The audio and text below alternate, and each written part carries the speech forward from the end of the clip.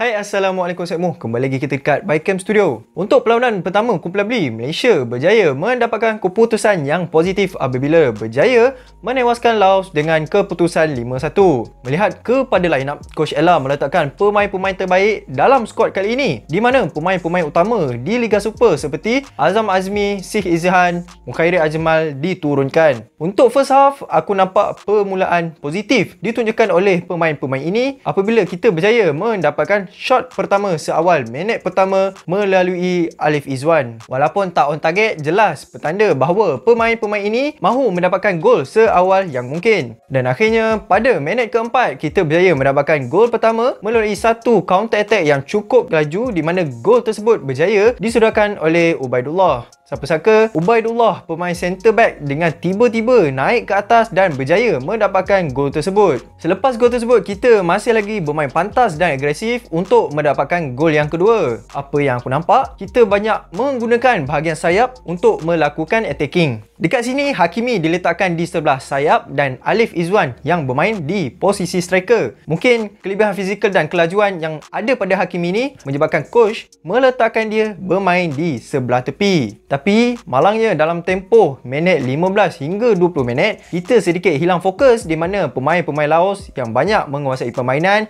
dan juga banyak melakukan attacking. Dekat sini bahagian defensif kita agak sedikit longgar, di mana pemain-pemain Laos berjaya masuk sampai ke dalam kotak penalti kita. Dan akhirnya pada minit ke-20, Laos berjaya menyamakan kedudukan apabila Ubaidullah, pemain yang skor gol pertama tadi tu, terskor pula own goal apabila cubaan dia untuk clear bola gagal. Sebelum ni aku dah nampak petanda tak baik. Sebab apa? Kita langsung tak boleh nak pegang game. Laos pula yang banyak attack kita lah. So memang Laos deserve lah gol ni. Lepas pada gol tu, aku nampak lah usaha kita untuk bangkit semula, walaupun kita agak sedikit struggle lah untuk buat game. Tapi siapa sangka kita pula berjaya mendapatkan gol kedua apabila kali ni pemain Laos pula yang terskor on goal dalam cubaan dia untuk clear bola Safwan Mazlan. Kalau tadi kita sedekah, kali ni Laos pula lah yang sedekah. Bila dah dapat gol kedua, nampaklah kita berjaya untuk mendapatkan balik momentum awal game kita. Cuma dalam kita cuba untuk buat game, kita selalu ulang mistik yang sama, iaitu passing. Banyak passing kita yang tak sampai dan ada yang cloud lah. Dan bahagian middle third kita juga bagi aku gagal untuk berfungsi dengan baik. Aiman Afif dan Mukhairi banyak hilang bola di bahagian tengah. Jujur aku cakap, bahagian tengah kita memang out lah. Kita langsung tak mampu nak kawal bahagian middle third tu. Cara kita attack, dapat bola, hantar sebelah sayap, tak banyak kita attack bermula di bahagian tengah. Azam Azmi pula banyak duduk di bahagian bawah. Aku tak sure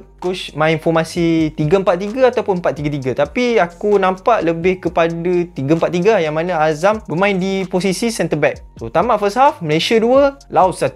Masuk second half, coach membuat sedikit pertukaran dengan membawa masuk Muslihuddin Atiq dan mengeluarkan Daryl Hisham. So aku nampak Daryl Hisham ni agak sedikit tenggelam lah pada first half. Pada second half, kita bermula dengan baik, di mana kita berjaya untuk menguasai pada awal minit permainan. Pemain-pemain kita cuba untuk melakukan attacking, tapi boleh nampak ada pemain-pemain kita yang macam tak selesa dengan permukaan padang. Jujur aku cakap lah, padang memang hancur lah. Nak tenang bola pun tak cantik, bola pun tak smooth. Sebab tu kita banyak bermain long ball. Dapat bola, boom ke atas. Sebab agak sukar lah untuk kita kawal bola dengan keadaan padang macam ni. Tapi kita tak boleh lah jadikan padang tu sebagai alasan utama untuk kita tutup kelemahan kita. So aku nampak gameplay kita masih lagi sama macam first half, dan idea kita pun juga masih sama. Jelas pemain-pemain kita ni macam tak ada idea untuk pergi melakukan attacking, sebab pemain-pemain Laos ni bermain sangat agresif. Aku nampak pemain-pemain Laos ni bermain high pressing, dan corak permainan ini sudah cukup untuk melemaskan pemain-pemain kita. Sebab tu kita boleh nampak pemain-pemain kita begitu cepat hilang bola. Memang kita tak mampu lah nak pegang possession.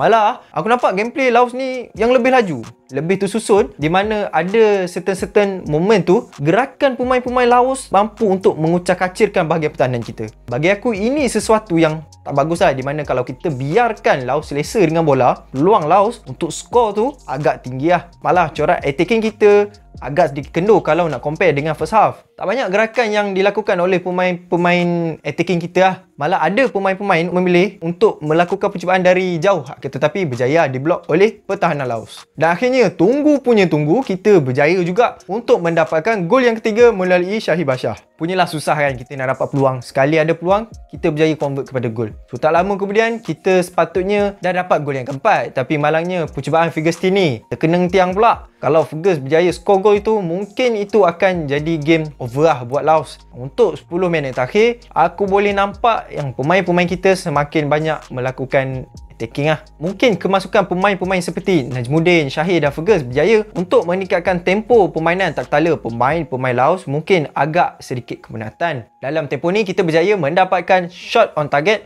Malah percubaan Fergus kali ini terkena palang pula. Dan pada masa tambahan kita berjaya untuk menambah lagi 2 gol melalui Najmuddin dan 1 lagi own goal. So menjadikan 3 own goal terhasil dalam perlawanan ni. Tamat perlawanan, Malaysia 5, Laos 1. So, dalam konklusinya lah, tahniahlah buat Malaysia. Satu permulaan yang baik dengan berjaya mencatatkan satu kemenangan besar. Cuma, kita jangan terlalu leka dengan kemenangan ni. Sebab lepas ni, kita akan menentang Thailand. So, untuk game akan datang, aku minta sangat kelemahan dan kesilapan dalam game ni dapat diperbaiki dan tak diulangi lagi lah. So, apa komen anda semua mengenai persembahan pemain-pemain muda kita ni? Bolehlah komen dekat bawah, okay? So, itu saja Sekmo untuk video kali ni. So, aku harap Sekmo boleh like, subscribe, share and komen. So, kita jumpa untuk next video.